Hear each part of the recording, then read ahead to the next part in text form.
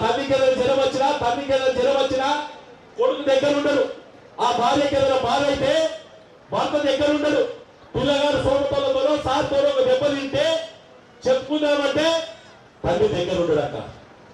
వాళ్ళ బాధ వర్ణాతీతం అక్క. ఇదే యువకులకి గంజుల సిద్ధపల్లి దొరసారి శీలం జానకి పోయి ఒక గంట కట్టించిందక్క. 50,000 మంది బతుకురు ఆమె కట్టించిన గంటతో. ఇలా అమాలోళ్ళనో సేట్లను తడువయోళ్ళనో లేకపోతే ఆడ చాటోళ్ళనో ఏదో రకంగా సెక్యూరిటీ గార్డులను డ్రైవర్లను ఇంకా ఏదైనా పని చేసుకుంటుంది. ఇలా కాంగ్రెస్ వాడు కోటేస్తే టీఆర్ఎస్ వాడికి ఇస్తే ఒక్కడికైనా ఉద్యోగం ఇప్పించిరాక, ఒక్కళ్ళైనా ఉద్యోగం వచ్చిరా? నేను అందుకోసమే చెప్తున్నాక ఈ రెండు పార్టీలు కాంగ్రెస్ టీఆర్ఎస్ పార్టీలు వాళ్ళకు ఓటేస్తే వ్యర్థం చేసినట్టే. కాబట్టి మీ అందరికీ 2 చేతుల దండం పెడుతూ 11వ తారీఖు నాడు గంగన్న గుర్తు కమలం పువ్వు 2వ నంబర్ లో ఉంటుంది. ఆ 2వ నంబర్ గుర్తులో ఓటేసి మంచి మెజారిటీతో గెలిపించి, ఎందుకంటే ఈ ఓటు మన భవిష్యత్తు మారుస్తుంది. ఏమైతుంది? ఒక కార్పొరేటర్ గెలిస్తే అంటారు, కార్పొరేటర్ గెలిస్తే మీరు సాయిబాబా గుడి దాటకుంటది, ఆడ కూడా బ్రిడ్జ్ కడుతున్నారు, ఆడొక బ్రిడ్జ్ కడుతున్నాం. ఈడ ఓటే ఈ మామిడిపల్లి దగ్గర అడవి మామిడిపల్లి దగ్గర రైల్వే ట్రాక్ ఆగి ఆగుతుంది. ఇప్పుడు బ్రిడ్జ్ కట్టి ముందుకు వస్తలేదా అక్క? పట్టకపోతున్నా. ఇప్పుడు బస్ ఎక్కితే 2 గంటలు 2.5 గంటలు మనం వాడికి ఓడుతున్నాం. ఇది బీజేపీ చేసే పని అక్క. ఇంతకుముందు మనం చూసినాం, మహారాష్ట్ర పోవాలన్నా ఇటేదైనా పోవాలంటే రోడ్డు అసలు భరించలేకపోతుంది. ఇప్పుడు అద్దములు ఉన్నాయా లేవా అక్క? నేను చెప్తున్నా, ప్రతి పైసా కేంద్ర ప్రభుత్వం పైసా అక్క. ప్రతి పని కేంద్ర ప్రభుత్వం, ప్రతి పని నరేంద్ర మోడీ చేసింది. నేను అబద్ధం చెప్పుకుంటే మన పెద్దమ్మ తల్లి రమ్మని కాంగ్రెస్ వాళ్ళు ఎవరు వస్తారు, ఎమ్మెల్యే వస్తారా, ఇంకెవరు వస్తారు, బహిరంగ చర్చకు సిద్ధం లేదు. నువ్వు మాట్లాడేది ఉంటే రండి, ఏ అభివృద్ధి చేసిన అని అడుగుతున్నాను నేను. ఇవాళ ఇలా మనం తెచ్చినామక్క. ఆడ చిన్నపిల్లలు చదువుకునేందుకు ఒక నవోదయం తెచ్చినాం మన జగన్ పిల్ల. మన దగ్గర ఆ గౌడ్స్ కాలనీ కానీ లేకపోతే మన కాలూరు కానీ ఒకటి కాదక్క, అన్ని కూడా ప్రతి గల్లీ ఏం కావాలో ప్రణాళిక చేసుకుందాం, ఎట్లా ముందుకోదామో ప్రణాళిక చేసుకుందాం. మనం చెప్పేది ఒకటే అక్క, బీజేపీ మీకోసం పనిచేసిన లేకుంటుంది. రేపు పొద్దున మీరు ఓటేసారు అనుకో, యాడికి పోతారక్క? దొరుకుతారా కాంగ్రెస్ వాడు? దొరుకుతారా టీఆర్ఎస్ వాడు? బీజేపీ వాడు మీ దగ్గరనే వాడు ఉంటాడు కదా అక్క. బీజేపీ వాడు మీ దగ్గర వాడు ఉంటాడు కదా. మరి మీ దగ్గర వాడు ఉంటాడు, మీ ఇంట్లో వాళ్ళకి చేసుకుంటారా? లేదు మీరు పోయి ఆదింత పోతారా? మీరు ఒక్కసారి అనుకో. బీజేపీ కోట్లేస్తే నేను చెప్పిన అక్క ఎలక్షన్ వల్ల నేను నిలబడ్డప్పుడు ఏమన్నా, నాకు ఓటేస్తే నేను మీకు 500 ఇయ్యకపోవచ్చు, 1000 ఇయ్యకపోవచ్చు, మీకు బంగారం పంచకపోవచ్చు, కానీ మీ పెద్ద కొడుకులాగా మీ కష్టంలో సుఖంలో మీతో ఉంటా. ఎమ్మెల్యే అయితే 3 నెలలకోసారి వచ్చి మీ దగ్గర ఉంటా అన్నాక. ఓడిపోయినా 50,000 మంది నమ్మిరు, పైసి ఇయ్యకుండా 50,000 అలా ఖానాపూర్ అందరికీ 2 చేతుల దండం పెడుతున్నా. నాకు ఓటేసు నాకు వేసినందుకు ప్రతి అక్కకు అన్నకు బాధాభివాదాలు చెప్తున్నా. నేను 5 బూతులలో నాకు మెజార్టీ తెచ్చింది, నాకు ధన్యవాదాలు. నేను మీ అందరు ఓటేసినందుకు ధన్యవాదాలు. మీరు నమ్మిరక్క. కొన్ని రోజులు నమ్మలే, ఇంకొక 10,000 వస్తే గెలుచుకోండి. 10,000 తక్కువ పడ్డాయి, అచ్చేసారి వస్తాయట. నేను అచ్చేసారి కోసమో దానికోసం కాదు. నేనేమన్నా మీకు 3 నెలలకోసం వచ్చి పని చేస్తా అన్నా. ఇవాళ రోడ్డు బాగాలేకపోతే వచ్చిన, గడ ఇంట్లో కూర్చ వర్షం కొట్టుకపోతే వచ్చిన, ఓలో చనిపోతే వచ్చిన, గడ వర్షం నీళ్ళల్లా ఒక ఆయన వడ్డీ పాపం దాని వేరే పేరు అన్న వచ్చి మీ ఓదార్చే కార్యక్రమం చేసిన. ఇవాళ చెప్తున్నాక నేను కార్పొరేటర్ గా గంగను గెలిపి ఈయన అభివృద్ధి ఏ గల్లీలో ఏ కార్యక్రమం కావాలో కేంద్ర ప్రభుత్వం నుంచి డబ్బులు తీసుకొచ్చి ఖానాపూరు, కాలూరు, విట్లేష్ నగర్, అలాగే గౌడ్స్ కాలనీ అన్ని కూడా ఒక పేరు మర్చిపోతే మన్నించాలి.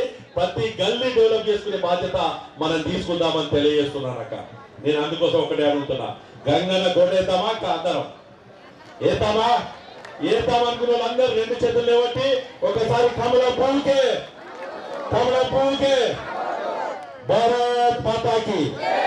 यहाँ पे मेरा मुसलमान भाई भाई है, मैं आप लोग से एक ही गुजारिश करता हूँ, बीच में मजहब का नाम नहीं है।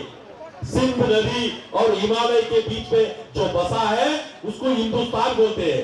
सिंध में से ई लेके और हिमालय से ई लेके सिंध में से तू लेके हिंदू बना है। हमारा जीवन का धारा ही हिंदू है। ये हमारा हिंदू बोले तो कोई मजहब नहीं है, ये हमारा जीवन विधान है, हमारा सांस है, हमारा यहाँ पे पानी है, यह धरती हिंदू है। ये धरती में आप लोग भी है, आप भी हिंदू है। ये मुसलमान या मुंडू या गौड़ ये पूरे कास्ट से, लेकिन आज आप लोग बोल रहे हैं आपके घर में तकलीफ है तो चावल देने वाला नरेंद्र मोदी है, कमल वाला है। आपके घर में अगर मोरी अच्छा नहीं है तो मोरी बनाने वाला है, सफाई वाले को तनख्वाह देने वाला नरेंद्र मोदी है, लाइन डालने वाले को तनख्वाह देने वाला नरेंद्र मोदी है, सब कुछ करने वाला नरेंद्र।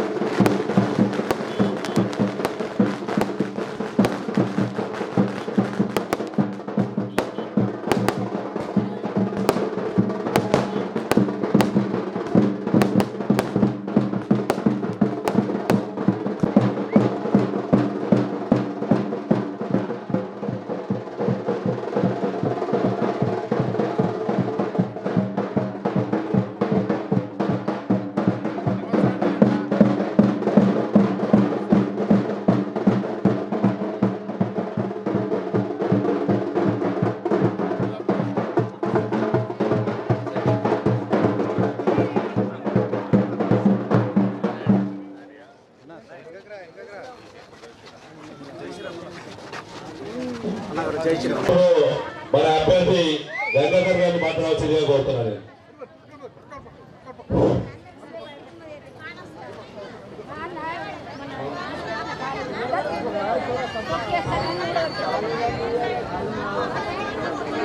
అందరికీ తెలుసురా, ఈరోజు మున్సిపల్ ఎన్నికల సందర్భంగా మన డివిజన్ మనకు ఇచ్చేసిన పార్లమెంట్ సభ్యులు ధర్మపురి అరవింద్ గారికి ధన్యవాదాలు.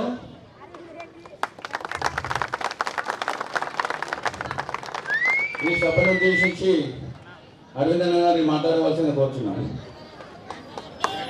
గౌరవ గారిని మాట్లాడవలసి కోరుతున్నాను.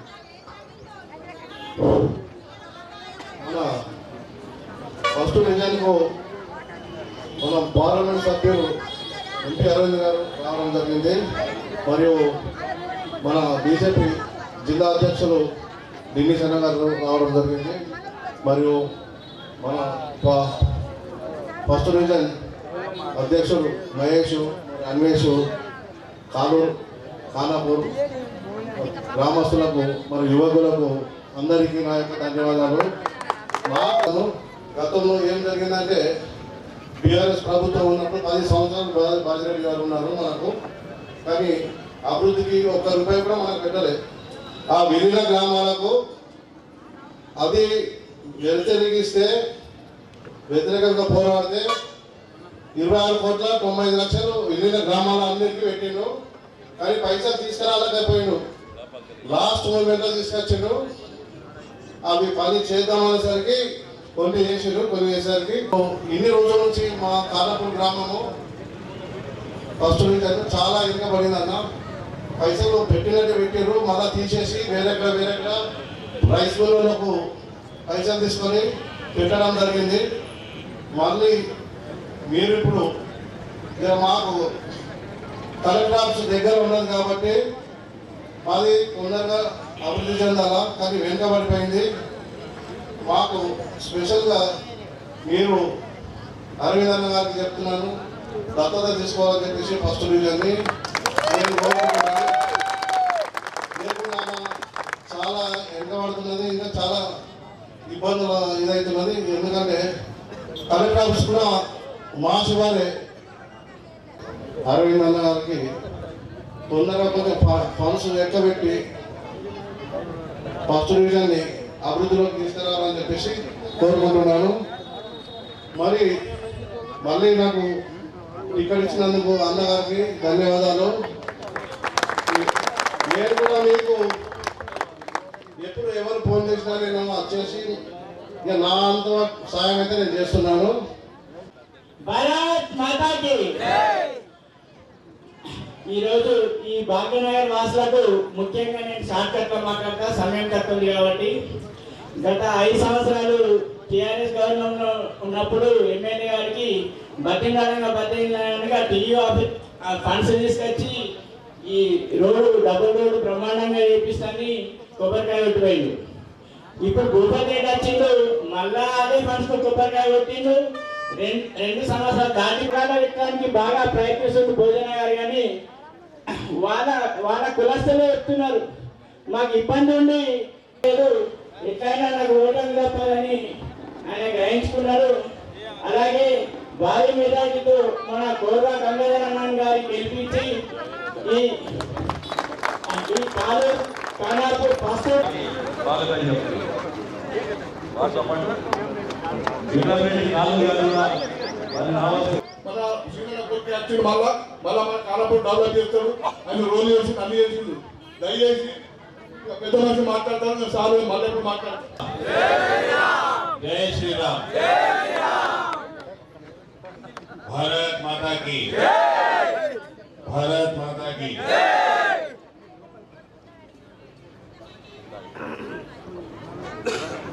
స్పీచ్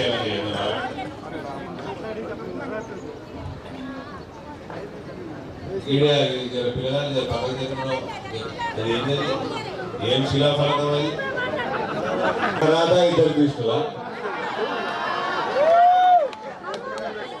ఇది ఎన్నడేసిండ్రు? ఇది 2023. అది ఎన్నడేసిండ్రు?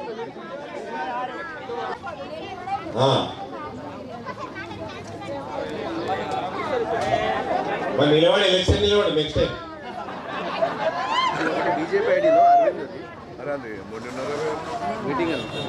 వీళ్ళందరూ మాటలు చెప్పి పోతారు. మీకు ఏమేమి మాటలు చెప్పి కాంగ్రెస్ వాళ్ళు యాడ్ చేయాలా అమ్మా? యాడ్ 4,000 పెన్షన్ వాళ్ళకి వచ్చిందమ్మా. మరి కాంగ్రెస్ కోళ్ళు ఓటేస్తారు అయినా కొంత చేస్తున్నారు. కాంగ్రెస్ కోట్ తెలుసు అయినా వేయకండి. కాంగ్రెస్ కి ఓళ్ళు ఓటేయద్దు, ఉట్టి తుప్పలు ఓటేస్తారు అంతే. హిందువులు ఓటేస్తలేరు. వేయకండి. 4,000 పెన్షన్ ఇచ్చినప్పుడు చూద్దాం. రైతులు ఉన్నది కదా మన దగ్గర, రుణమాఫీ అయిందా? కాలే. రైతు భరోసా వస్తుందా టైంకి? వస్తలేదు. బంగారం ధర ఎరిగిపోయింది. తులం బంగారం ఏమై పొట్టుడు వస్తుండు. సాయంత్రం వస్తుండు ఇందూరుకి. తెలుసా మీకు? కాంగ్రెస్ వాడు వచ్చి చెప్పిపోయింటాడు కదా, సాయంత్రం వస్తుడు పొట్టుడు లారీలు పెడతాం, బస్సులు పెడతాం, రైల్వే చెప్పులు తీసుకొని పోండి. తొండలుగా కొట్టు పోయి. సరేనా? ఎవరు దొరకొడతారు తొండలు? రేవంత్ రెడ్డి లాభాలు తొండలు కొట్టు. ఫీజు రీఎంబర్స్మెంట్ స్కాలర్షిప్లు వస్తున్నాయా? మెగా డిఎస్సి పెట్టి 6 నెలల టీచర్ ఉద్యోగాలు భర్తీ చేస్తా అన్నాడు. 2,500 సంవత్సరాలు అయిపోయాయి, ఒక్క ఉద్యోగం ఇచ్చింది లేదు. 18 సంవత్సరాలు పూర్తి అయి చదువుకునే ప్రతి యువతికి, అమ్మాయిలు చదువుకునే అమ్మాయిలు ఉన్నారా? అయినా ఉన్నారు కదా. ఎలక్ట్రిక్ స్కూటర్లు ఇస్తానని ఉచితంగా ఇచ్చిండా? ఎలక్ట్రిక్ స్కూటర్లు ఇయ్యలే. ఆటో డ్రైవర్లు ఉన్నారు అయినా 12,000 రూపాయలు 12,000 ఇచ్చిందంటే ఎట్లా ఖర్చు పెట్టాలని అర్థమైతలేదు.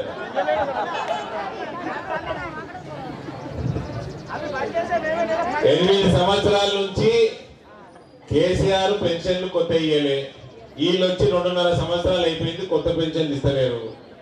మధ్యలో భారతీయ జనతా పార్టీ వాళ్ళు నరేంద్ర మోడీ రేషన్ కార్డు ఇచ్చేయండి, ఎన్ని ఇచ్చేయండి, రేషన్ కార్డు ఫ్రీ రేషన్ మేము ఇస్తాము అన్నారు. రేషన్ కార్డులను ఇచ్చిండా? ఇయ్యలే. కొత్త రేషన్ మేమీయంగా ఫ్రీగా రేషన్ కార్డులు ఇయ్యడానికి ఏం రోగం వీళ్ళకి? అడుగురు, మీ ఎమ్మెల్యేని అడుగుంది, మీ ఎమ్మెల్యేని అడుగుంది. రేషన్ మేము ఇస్తూనే ఉన్నాం, మీ ఎన్ని కార్డులను ఇచ్చుకో, మేము ఇస్తాం రేషన్. ఇచ్చోలేదు. మీ కార్పొరేటరు నా దగ్గరికి 10 సార్లు తిరిగాడు. వేరే పార్టీలు ఉండగా కూడా 10 సార్లు తిరిగిండు.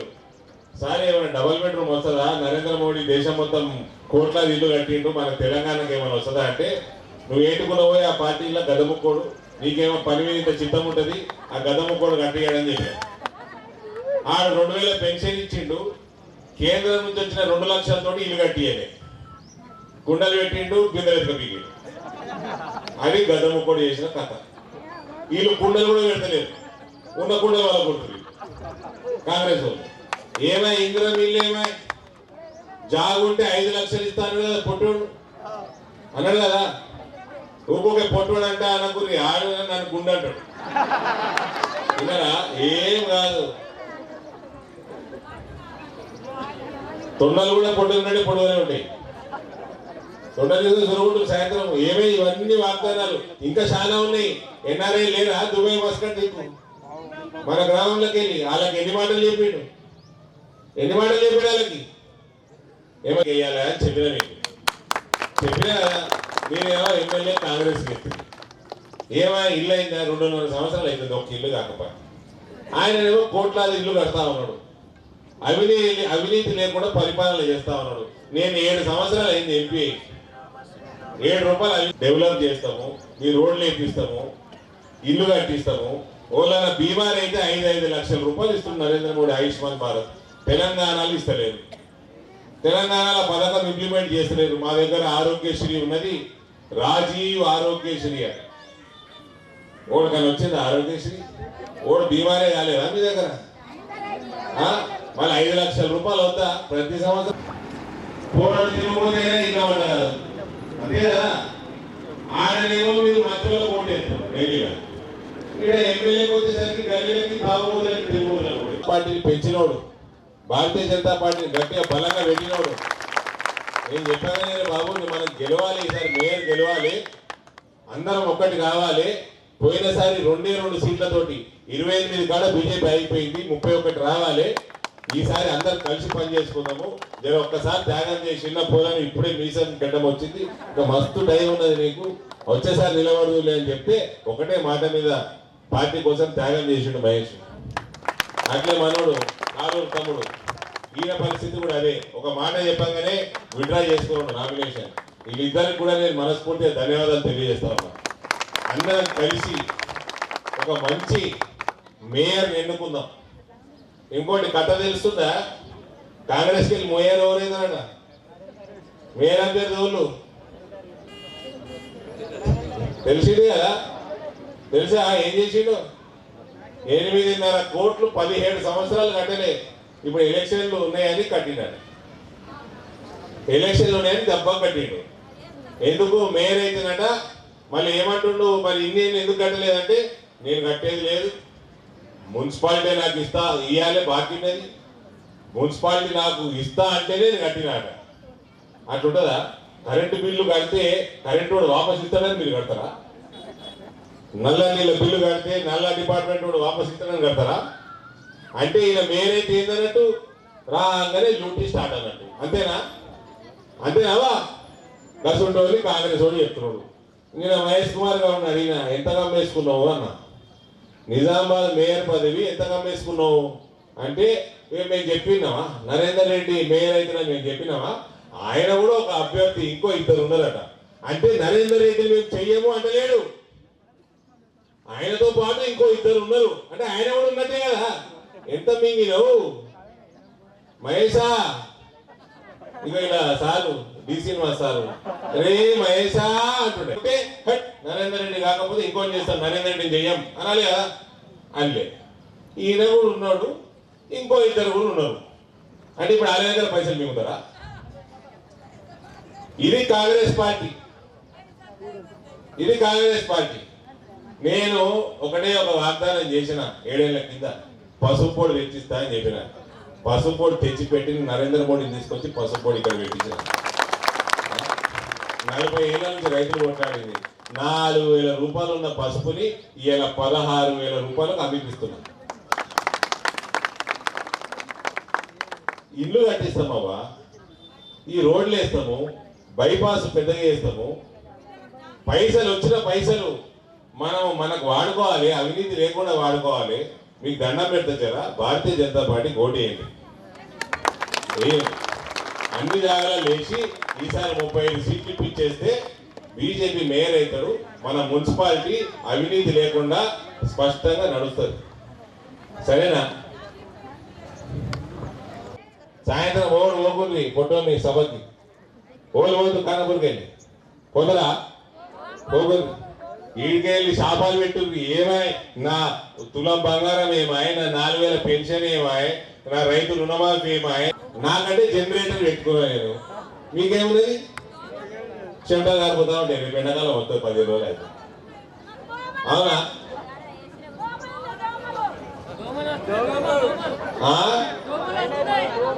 దోమలా